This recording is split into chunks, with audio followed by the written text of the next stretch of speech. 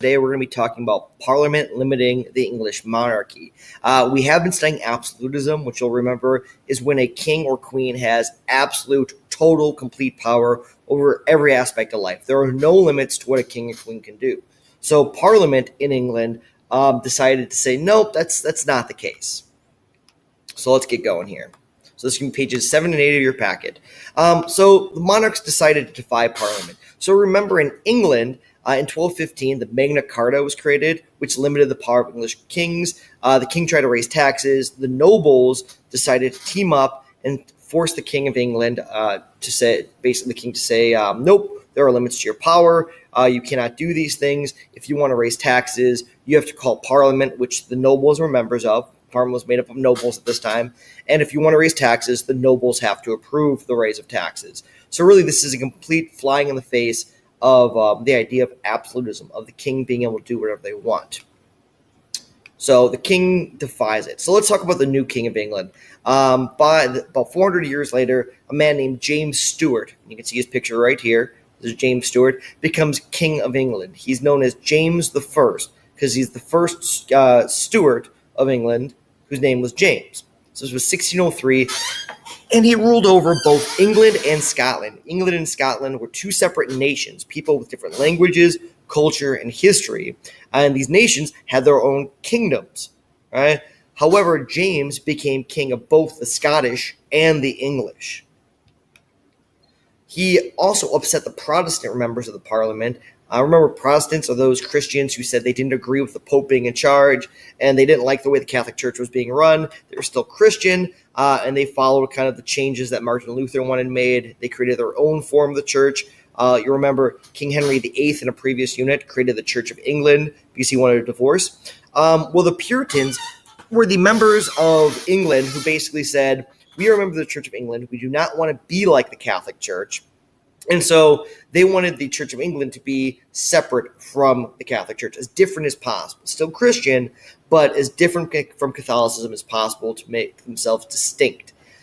They wanted James I to make a lot of changes to the church, because remember, the Church of England is led by the King of England, unlike the Catholic Church, which is led by the Pope. So the Puritans wanted the king to make all these changes to the Church of England to make it less like the Catholic Church. James I refused, and so this really upset the Puritans. You can see here, these are the images of the Puritans. They become pretty important in U.S. history, as there are many. They fled England later in order to start their own colonies here in America, in North America, which then eventually led to the United States. All right, so let's talk about James I's son. So James I ruled for about 20 years, and then his son Charles, this guy right here, became King Charles I in 1625. He needed money for wars with Spain and France, and nobles and Parliament refused to raise these taxes. You'll remember that in our previous unit, in a previous lesson, we talked about the War of Spanish Succession, where England teamed up with the Holy Roman Empire and a bunch of other kings in order to stop the French and Spanish crowns from uniting into a single monarchy. Otherwise, it would become too powerful. Well, these wars are becoming expensive, and so the King Charles I said, we need more money, we need to raise taxes. Parliament said no. So Charles I simply said, fine, then we're not going to have Parliament anymore. He got rid of Parliament. All right. Let's move on a few more years. By 1628, a couple years later, he needed the support of the nobles again because he still needed that money to fight the wars, and the nobles are the guys with the money, so the king had to convince them to pay taxes. They said they wouldn't pay unless they got a vote on in Parliament, so he agreed to bring Parliament back, and Parliament made him agree to 4 new limits to his power. They said that you cannot put people in prison without good reason. It's called due process. It might sound familiar if you've been taking a government class. It says no new taxes without Parliament's consent. Again, this is what the Magna Carta said, so it's reinforcing this limit to the king's power. No putting soldiers in people's private homes, meaning the king can't just tell you, hey, my soldiers need a place to live. They're going to be in your house now eating your food. And no martial law in peacetime. Martial law is when the military is in charge.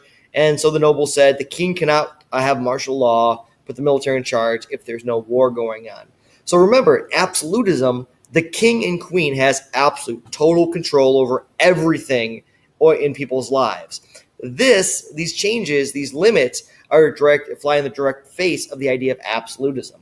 So where France, Spain, Russia, and other places were embracing the idea of absolutism, the nobles in England through Parliament were actively fighting back and saying, nope, there are definitely limits to the king's power. So Charles I, he ignored the rules, got rid of Parliament again, and increased fees and fines on the English people. So basically completely ignored what Parliament wanted. So you can see here this American Dad gift kind of explains pretty much. The king just kept ignoring Parliament over and over again. This led, of course, to the English Civil War because Charles I, like his father James I, was upsetting the Puritans in England because he wasn't agreeing to make changes in the Church of England to make it more different from the Catholic Church. He upset the Scottish of Scotland by trying to force them to follow the Church of England, and so the Scottish rebelled. So Charles I needed more money to pay an army to stop this rebellion and had to call Parliament for approval because he needed more money. He could only get it through taxes because fines and penalties on English people weren't raising enough, and so he needed tax. The nobles said they'll only pay it if all the nobles could vote on it, as the king had previously agreed to. So this led to the English Civil War because Parliament passed laws limiting the king's power again. And so this was created a war where the king didn't like it, so there was basically a split in English society. There were the Puritan supporters of Parliament, known as the Roundheads, because as you can see in this GIF, they're wearing round helmets, the more simple, plain clothing. You can see the Puritans are the guys wearing the black with the top hat. And the Royalist supporters, called Cavaliers, they're the ones wearing the more fancy clothing. They supported the king. And so there's a fight between who would really be in charge of England. Would it be the nobles of Parliament, or would it be the king with absolute power? Right? And what this was really over was the question of, could Parliament place limits to the king's power in England? Was absolutism something that would be ruling England? Well, the Roundheads of Parliament captured the king, put him on trial, saying he exceeded the amount of power that the king should have, and then they killed King James I by cutting off his head. Right? So this was an absolutely, the king does not have absolute power. There are limits, and if he breaks those limits, we are going to execute him because Parliament has the power to limit the power of the kings. Right? So this is what the English Civil War was about. We're going to talk a little bit more of this later. So why was this revolutionary? This was revolutionary simply because no king in Europe had ever been put on trial before, right? Let alone executed. There have been kings who were assassinated. Right? They died in war, they died of sickness, they died of old age, they were killed by rivals, but no king in England had ever been put on trial for having too much power, for doing things that they didn't have the power to do. Remember, in France, the kings had absolute power. There was no limit. In Russia, absolute power, no limit. Spain, absolute power, no limit. But in England, Parliament and the nobles said there are limits on what the king can do, and we will put you on trial if we think you crossed the line and then execute you, right? So this was saying, yes, once and for all, in England, the king does not have phenomenal cosmic powers. There are limits to the king's power, and it can be controlled by Parliament, right? So this is the beginning of the idea of limited government power that then develops further into the American government that we'll be seeing showing up later on in this unit as the American Revolution kicks off, inspired by many of these ideas from the English Civil War and political philosophers we'll be learning about in another lesson. All right. If you need to rewatch this, feel free to go.